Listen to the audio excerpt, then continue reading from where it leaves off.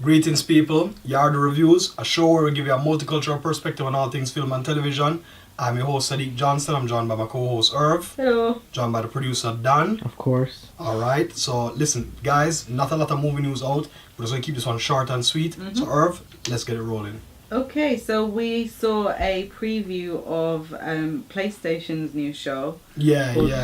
Powers. Yeah. This is an interesting concept. Yeah, really interesting. It stars a guy from who's in District 9. He does all the needle and Charlotte Copley. Yeah, shout out to Yeah. Copley. Yeah, I mean he A-Team, he was exactly, he was in the A-Team as well, crazy yeah. But yeah, he's proven himself as an actor, and like PlayStation doing a television show. I mean that's cool. very interesting. Like these video game realms. Yeah, and again, what you've been saying over the weeks of the way the landscape of TV. Exactly, how we're consuming media and everything now. Right now, if they can put out a good show, and what we saw, I mean, what I saw in the previews is really cool. Like, it's interesting. The concept is cool. These people, they have superpowers, but it's like, imagine a world where certain people have superpowers and a lot of them are like either feared or respected. So imagine if like a guy who's like he's in a gang and he has like a superpower, and you just start saying like, listen, I'm going to run the whole block, I'm going to run my area because I have ability.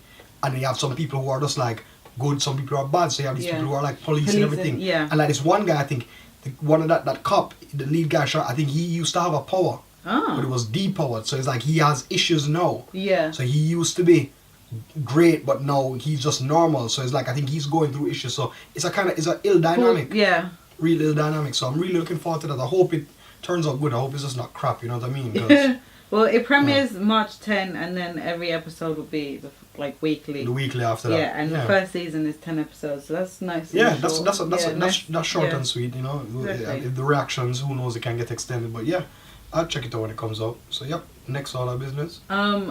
Apparently Jay Hernandez Mm-hmm. has been picked up for Suicide Squad Yeah. to play El Diablo.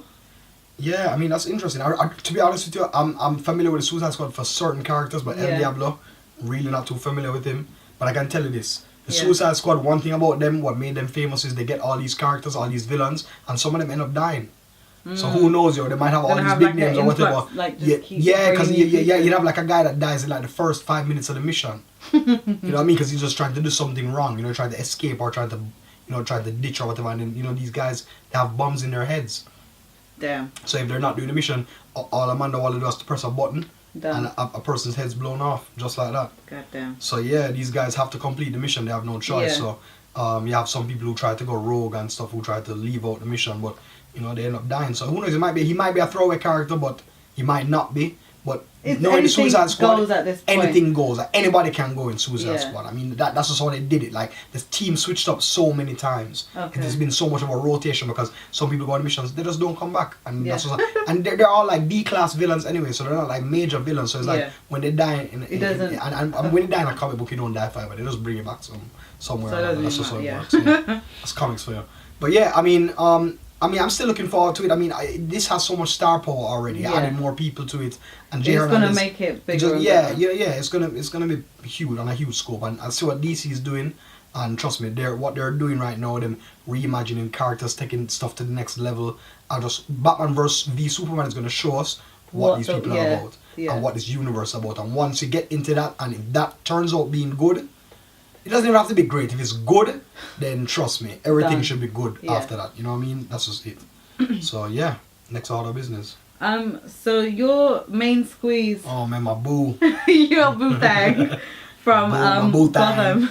My boo thang. Morena Baccarin is going to be the female lead in Deadpool. Oh man, listen man, anything about this girl. So she plays his love interest. That's right. Yeah. Here's the thing. Like seriously, anything this girl's in. It's just gonna it's set just like, your heart on fire. listen. She has so much chemistry when she's on screen. She makes Gotham better for me right now. I mean, Gotham is like elevated like when she's on screen, and her character is seriously elevating the show. And listen, I'm gonna be talking about Gotham in the review, guys. So we're not going to get into Gotham, but listen, she's making strides. She was in Firefly.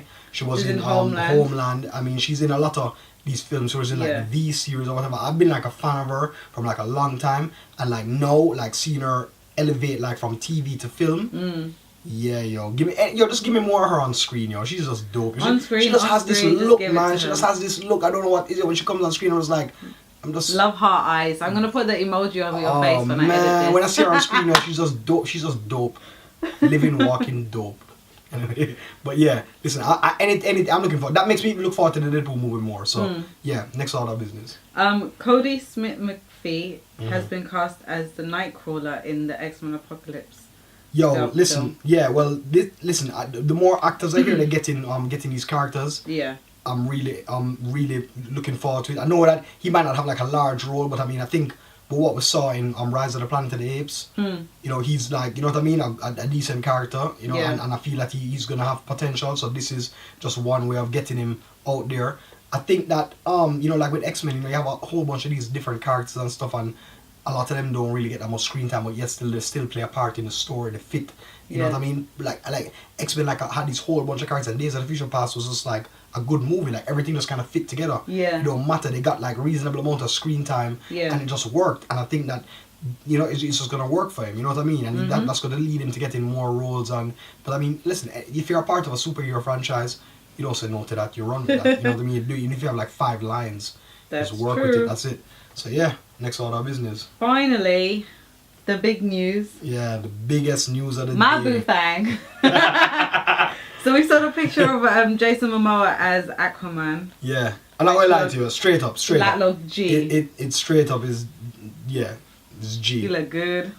Anyway. So anyway, no, dope photo. Yeah. You know, really looking forward to this, Zack man. Snyder popped it down, dropped it down. I was like, yo, you know, what is it? Unite the 7. What does that mean? The 7 Seas? Maybe the 7 Seas, obviously. Okay. But I'm not gonna lie to you. Like seriously. He looks like, fierce. He's like a reimagining Aquaman, yo. Just imagine Aquaman with just crazy tribal tats and just like this arm on him have just this, that's even a trident, it's not even 3 prongs. It's like 5 prongs. Yeah. That can cut through Superman's skin, yo. Bear that in mind, yo. That dude can break Superman's skin with that trident, so you know things can happen, you know what I mean? The Man of Steel is not, you know, invulnerable to certain things, and that has he's vulnerable to magic in the comics, so anything magic based or whatever, he can get hurt by it. So yeah, so I mean, you don't think everyone has their weakness. Everyone has a weakness. Yeah. So I mean, you're gonna see things happen, and you know, it looks crazy. It was that cool, Aquaman like picture because you were dope. saying that over the years, Aquaman as a character Well, has been always got ridiculed. They used to make fun of him and stuff, and then since they reimagined him with the new 52, Aquaman has been such like a badass character now. Like they reimagined him so much because Jeff Johns. I mean, yo, all big ups to Jeff Johns. This dude is the creative genius at DC right now, and he's doing crazy stuff. But listen, right now, to be honest with you, as far as Jason Momoa is concerned, that picture was dope, and them reimagining all the characters, that's dope as well. But listen, anyway, that's it for news, isn't it? That's it. Yeah. Alright, well listen guys, thanks so much for tuning in. Remember to subscribe to the show, youtube.com/yardyreviews.